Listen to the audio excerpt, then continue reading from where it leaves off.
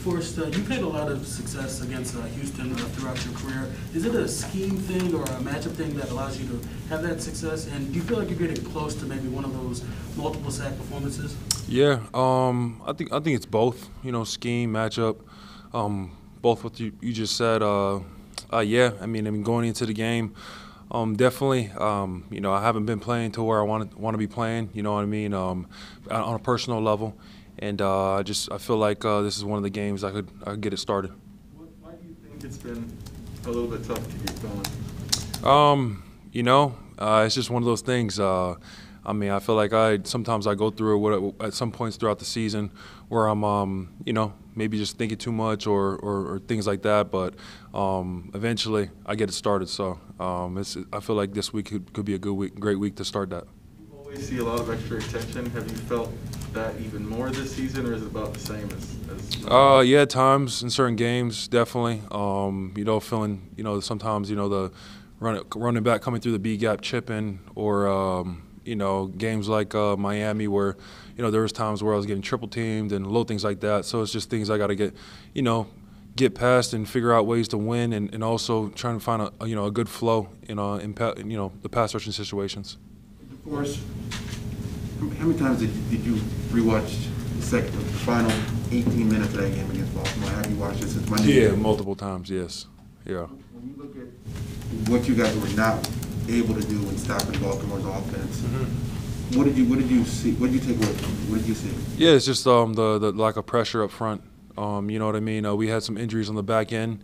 Guys went down, and you know, that's a point in the game where, you know, the front, you know, has to step up, and you know, we didn't take that opportunity to make an impact on the game, and we just, you know, as a front, we need to get better, and you know, to get better as a front and get better as a team, you know, each guy got to look at themselves individually and see what they got to work on, and you know, that's what I've been doing. What was it like amid the storm, when they're making their run and the stadium's going crazy and Lamar's on fire? What was it like when you guys need one play and you can't get it? Yeah, I mean, obviously it's frustrating, you know, when you're stopping the team, you know, all game, and then, you know, when the crunch time happens, and obviously you can't. I mean, there's times where we couldn't stop a nosebleed, and it's definitely frustrating. And you know, each guy's, you know, doing everything that they can to make that play, but you know, it just didn't go our way. 24-hour rule, obviously, in effect, but was it a little bit harder this week to let that one go? Yeah, definitely. It was definitely a little harder to let that one go. I mean, we had the game in our hands, you know, and you know, got a national stage, and you know, guys came out on fire, you know, for the majority of the game. You know, as a team, played well, and then just let it slip between our fingers. So it was definitely a hard one to get over. But you know, we got a big division game coming up this week, and that's what the guys are really focused on right now. But you've been around him for a year and a half now with T.Y. Would it surprise you after being on IR for 5 weeks and practicing limited that he might play Sunday? No, it wouldn't surprise me at all. I mean, T.Y.'s a dog, and you know, his presence, his leadership, you know, is always great to have in the locker room and on the field. And you know, to see him be able to practice this week after, you know, the surgery that he's had and everything, it's going to be fun to get the ghost back out there. Have you seen him enough to say he looks like he's? I haven't seen him through his workouts and, you know, on the field work, but I'm excited to see what he's, you know, going to be able to do this week. What's impressed you about T.Y.'s leadership style since you've been here? Yeah, you know, he's just it's his presence, you know, his presence in the locker room.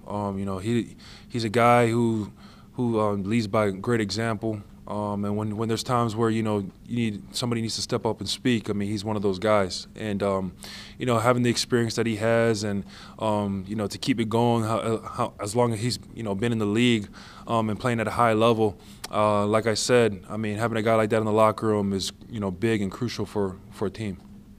DeForest, you spoke about your pass rush individually, but as a team, especially when you're facing a rookie quarterback, how important is it just to stay in his space and make him feel that pressure and maybe you know, create a turnover?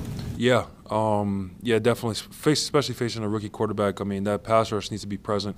We need to, you know, apply pressure constantly, make him uncomfortable in the pocket, and force him to make throws that, you know, he doesn't want to make, and especially to help out the back end. So that's going to be a big emphasis this week for sure. Have you seen anything from Michael Pittman Jr. that has surprised you? Because I heard all of the Randy Moss rumblings after this game, but have you seen him do that on the practice field to anyone? We won't tell anyone that you said that. No, but no, I've seen Pitt make some big catches in practice, and you know, doing it in the game doesn't surprise anybody. You know, he's one of those go-to targets, and to have him make that play, you know, on a national stage, I mean, it just shows everybody the type of receiver that he is, and that he can perform under the big lights. DeForest, Al-Fadi Muhammad has really emerged to start the season up front. Coach Reich noted that there aren't as many people that practice as hard as what Quan does. What does he bring into practice, and how does that pay dividends through the first 5 weeks? Yeah, it's just, you know, his constant motor. You know what I mean? Whether it's he misses an assignment or anything, or even he's on his stuff. You know, he's going full speed. And you know, like you said, Mo has been, you know, a big impact for us up front. He stepped up as a starter this year, and you know, took on that role.